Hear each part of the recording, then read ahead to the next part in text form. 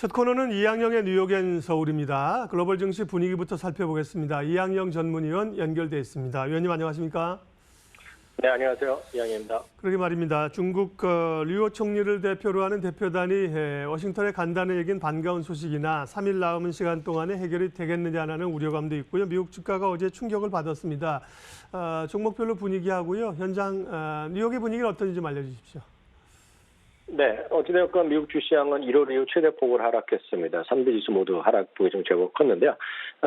어제도 얘기가 있었지만 미국과 중국 간의 무역 전쟁이 다시 이제 고조되고 있는 거죠. 거기 이제 직접적인 불을 붙인 것은 로버트 라이트하이저 무역 대표가 되겠는데요. 미국 시간으로요, 금요일 오전 12시부터 중국산 제품 2천억 달러에 대해서 관세를 현행 10에서 25% 올린다. 즉, 보복 관세가 되겠고요. 이것이 작년 11월에 회동에서 이제 연기된 거 아닙니까? 이미 트럼프 대통령이 얘기했던 것인데, 이것을 이제, 이번 금요일 12시부터 시행하겠다는 것이 되겠습니다. 물론 이것이 최종적으로, 물론 하겠다고 했지만, 바로 옆에 또 문흥시장은 이런 일을 하고 있습니다. 이번 주 협상 수요일부터 시작될 텐데요. 미국 시간으로요. 성과가 있을 경우 충분히 재고 가능성도 있다고 얘기하니 여전히 막판 협상을 앞두고 일단 줄다리기에 정말 힘겨루게 막판에 몰려 있다라고 일단 이해하시면 좋겠습니다. 미국과 중국 모두 지금 이번에 협상을 마지막 협상에는 파이널이라는 표현을 양쪽에서 다 쓰고 있기 때문에 진짜 결전의 순간이 다가왔다라고 일단 이해하시면 되겠습니다. 어찌되었건 다우지수는 아시다시피 30 종목으로 구성되어 있는데요. 30 종목 전부 떨어졌고요. S&P 500은 11개 섹터로 되어 있습니다. 실제로 11개 섹터는 이제 전 세계 공통된 규격이 되겠는데요. 규정에 따른 것인데. 여하튼 11개 섹터가 모두 빠진 하루가 되겠습니다. 섹터 전 지수가 1.65%가 빠졌고요. 거기에 산업재라든가 소재주 이런 것들이 상대적으로 더 빠졌고요. 기술주, 즉 반도체 주식이 중국에 대한 노출도가 크다라고 일반적으로 알려져 있지 않습니까? 그러다 보니 반도체 섹터가 포함된 기술주가 2% 이상 넘는 하락을 보이면서 섹터별로는 제일 많이 하락했습니다. 종목으로 보면 보잉이라든가 유나이티드 테크놀로지, 애플, 홈디포, 캐터필러, 3M 같이 기술주, 산업재, 소재주가 골고루 다우지수 1위부터 5위까지 하락폭 1위부터 5위까지를 독차지한 하루가 되겠고요. 특히 보잉은요, 이것과 상관없이 바클레지에서 투자 의견을 매수해서 중립을 내렸습니다. 왜냐하면 지난번 잇따른 사고에 따라서 여행하는 사람들, 보통 비행기 타고 다니는 사람들한테 물어봤더니 지난번에 사고 규정이 어떤 향후의 결과 나오더라도 한 1년 동안은 탈 마음이 전혀 없다. 이런 얘기 하니까 결국 보잉의 결국 영업에 좀 타격이 있지 않을까라는 우려감이 반영됐다라고 보셔야 되겠고요. 섹터별로는 좀 중분류로 들어가면 반도체 섹터가 오늘 2.3%가 떨어지면서 중분류 쪽에서는 제일 많이 떨어진 하루가 되겠습니다. 네, 미중 무역 긴장감이 다시 높아지면서 월가에서는 소위 이제 이 월가의 그루들에 대한 이야기들, 전망들이 궁금해할 텐데요.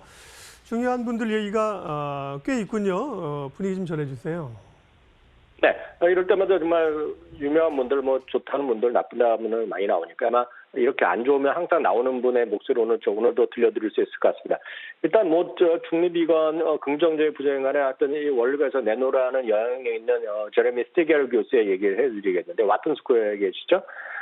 이런 얘기 하고 있습니다. 지난주까지 미국 주식시장에 사상 최고가를 그쳤을 때는 주식 참여자의 90% 정도는 미국 지금 간의 협상이 잘 될 거라고 기대했는데 일요일날 트럼프 대통령의 트윗 이후로는 75% 내지 70%만 여기에 동의하니까 30% 정도는 잘 안 될 것이란 우려도 하고 있고 그것이 지금 주식시장에 반영되고 있다 얘기하고 있습니다.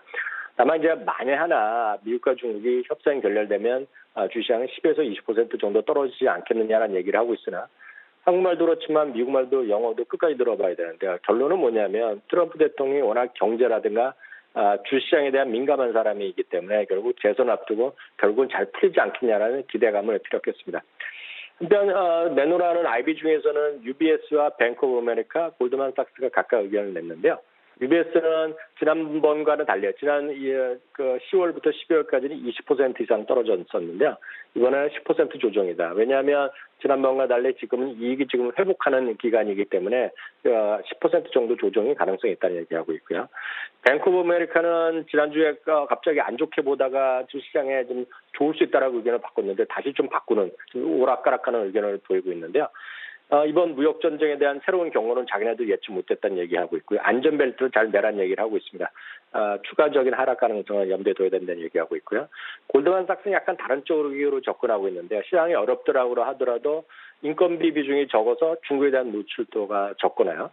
국내 매출 비중이 높은 서비스 업종 그리고 상대적으로 배당을 꾸준히 증가하는 쪽은 오히려 괜찮다. 그러면서 그런 쪽으로 좀 피해라는 얘기를 하고 있고요. AT&T나 페이스북, 구글 같은 것을 유망주로 제시하고 있습니다. 마지막으로 말씀드릴 분은 역시 많은 분들이 기대하는 기대라기보다는 좀 말이 그렇지만 항상 안 좋을 때마다 대표적인 인물 채권왕의 물론은 제프리 군드라우가 오늘 또 한마디 했습니다.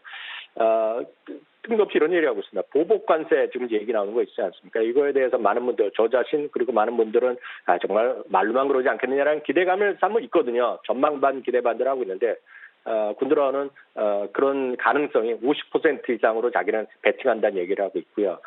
미국 증시는 과거에도 그렇고 작년 1월 이후에 계속해서 약세장이었고 지금도 약세장이고 앞으로도 계속 약세장일 것이고 특히 트럼프 예.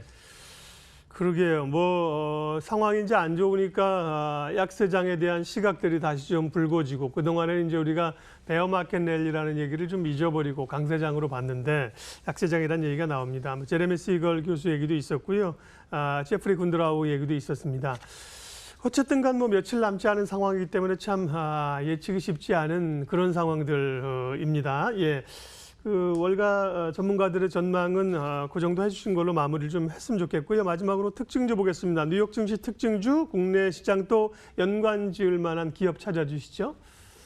네, 오늘 시장이 다 재미없는데 세일즈포스닷컴 다시 한번 말씀드리겠습니다. 최근 한 2달째 실적 발표하고 나서 고점에서 여전히 좀 쉬고 있는 모습을 보이고 있는데요. 그럼에도 불구하고 IDC에서 선정한 세계 최고 CRM, 즉 고객 관계 관리 시스템이라고 그러죠. 이거에 관련 업체로 세계 탑 2대의 기록을 6년 연속으로는 선정됐습니다. 2019년 매출이요. 2018년 대비 무려 60%나 늘어나면서 일부에서 얘기하는 소위 IT에 대한 투자가 적거나 소프트웨어에 대한 투자가 적은 것이 아니라 계속 왕성한 투자를 계속하고 있다는 걸 보여주고 있고요. 그런 관점에서 여전히 장기 매수 의견이 많이 있겠고요. 국내선 늘 말씀드리지만 좀 작은 기업에서는 실제로 이런 걸 비슷하는 것이 더존 비전 같은 거 되겠지만 큰 기업은 역시 최근에 주가 재미없지만 삼성, SDS 같은 경우가 여전히 여러분 관심권을 보셔야 되겠다 이렇게 조언 드릴 수 있겠습니다. 네, 뉴욕 증시 흐름 특별히 무역 전쟁에 대한 전망들 특징주까지 살펴봤습니다. 뉴욕엔 서울 이양영 전문위원이었습니다. 잘 들었습니다. 네, 감사합니다.